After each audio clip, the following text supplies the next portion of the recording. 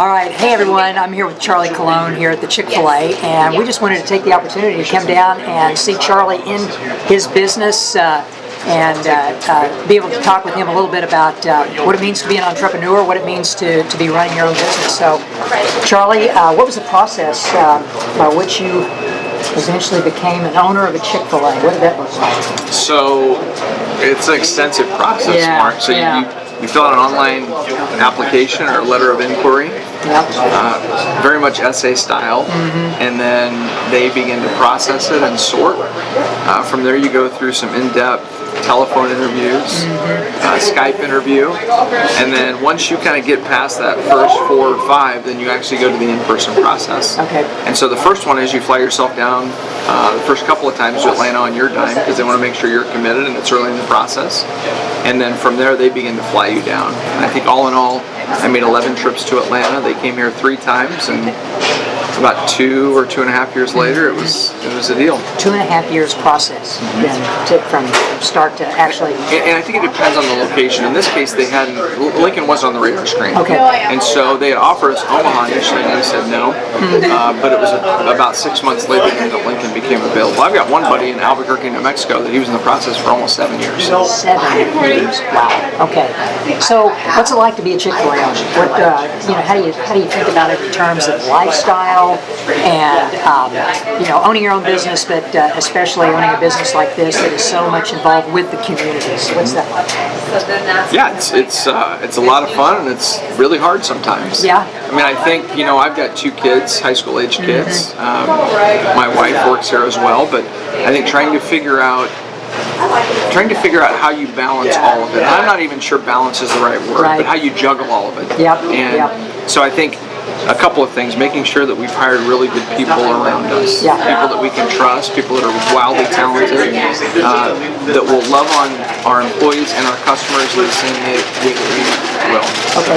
Has become a real big component for us. Okay. The second thing is, I think, at the end of the day, the mission and purpose of Chick-fil-A really resonate with us, so we love being here.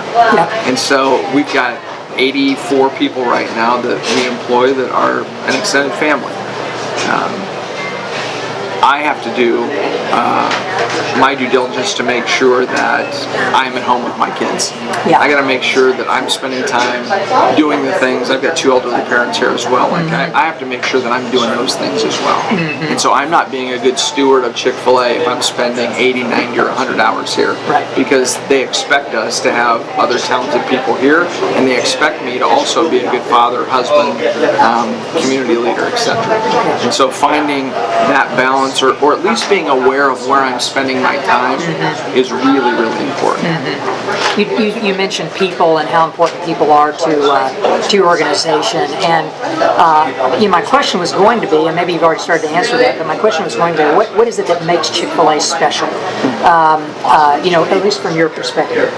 Yeah, I'd say it's a couple things that are real obvious. One is in terms of our mission and purpose. We talk all the time about our mission and purpose and how you lead with that. Drew and Kathy, who started Chick-fil-A back in 1946, would say, we're in the people business, we just happen to make really good food. And so leading with how we treat people with honor, dignity, and respect, how we treat our employees, how we treat our customers, how we love on our communities, that's at the core of what we get done every single day. And so I think that's what differentiates us first and foremost. The second thing is we do serve really good food. And so from a quick service perspective, we get fresh produce 6 days a week, just like a full service restaurant. We've got the ability to have 140 people in our dining room dining with us. So that's a differentiator. And we have the ability, we get a frozen truck order 5 days a week. Most quick service only gets it once a week. And so the quality and the freshness of the food is very much a differentiator. The last thing, I think, is our culture. We want people, when they come through those doors, to feel like it's a place where they can be restored and renewed. So not only are we feeding their tummies, hopefully we're feeding their spirits, because we want it to be a really positive atmosphere. And our belief here is that we can change somebody's day a little bit, or we can change it a whole bunch based on every single conversation. Right. And so we're trying to make sure that people that come here feel that love and energy of that Chick-fil-A spirit, and specifically of Chick-fil-A Southside. Good.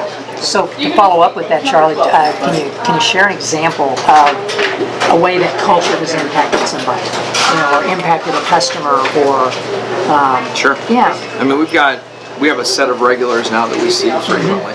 Yep. And so we've got one family, and the mom, we hadn't seen her for a few months this summer. And so the dad is a professor here at the university, and they've got a small, their daughter's probably about 3 or 4. Actually, yeah, I think 4. And so at one point in time I said, hey, I haven't seen your wife. What's going on? Oh, she's going through some stuff.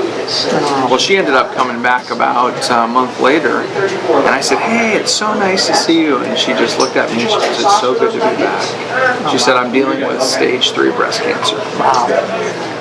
Now, if that was just simply a transaction, Yeah.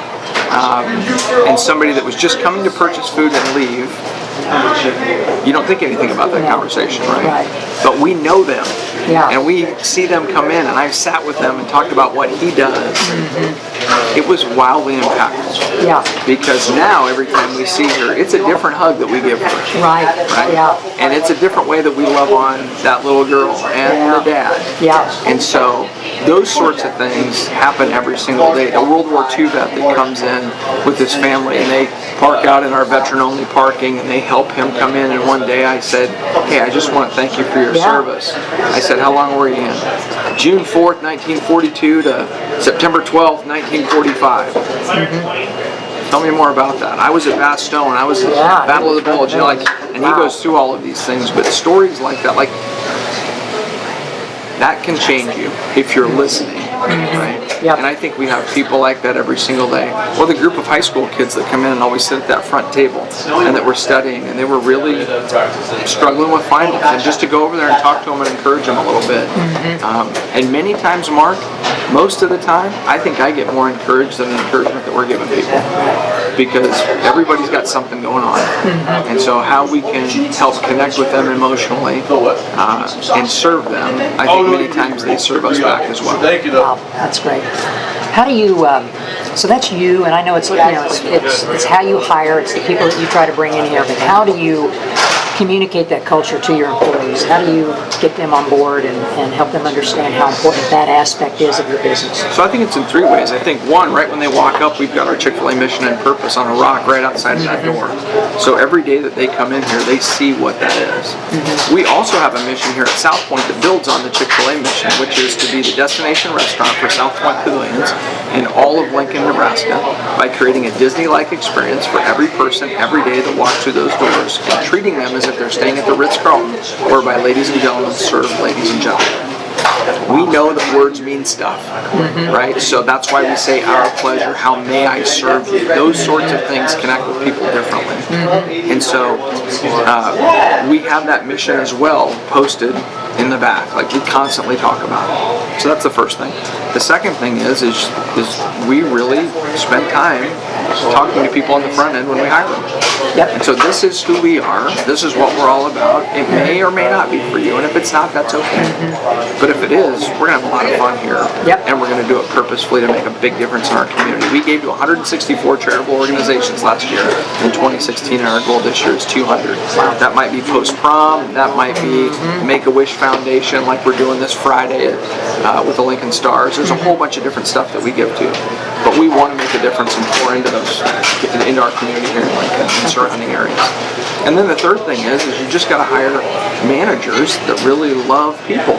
Good. Right? You got to have people that love to love on people. So you're in the interview process, and what are some of your go-to questions that you we talk a lot about questions at Gallup as well. That's kind of a big thing there. So what are some of those questions that are just really important that you're asking your managers? So if you tell me about how you tell me about a time when you've coached or taught something to somebody. Okay. What did that look like? Like, how do you coach an employee? How do you coach a teammate or another professional? Talk to me about how you've done that in the past with real stories. Tell me about a time when you... what are you listening for when you ask them that question? What are some of the responses that, help you feel like you've got somebody that might possess the talent to be a manager? What I'm listening for is how they individually get to each person, because you can't coach everybody the same way. I'm listening for how they communicate. If they are thoughtful about that person's learning style. Okay. So we know people here. I can give them a one-pager on how to make a rap, right? And they can read it and they can knock it out. And somebody else goes, "That doesn't work for me."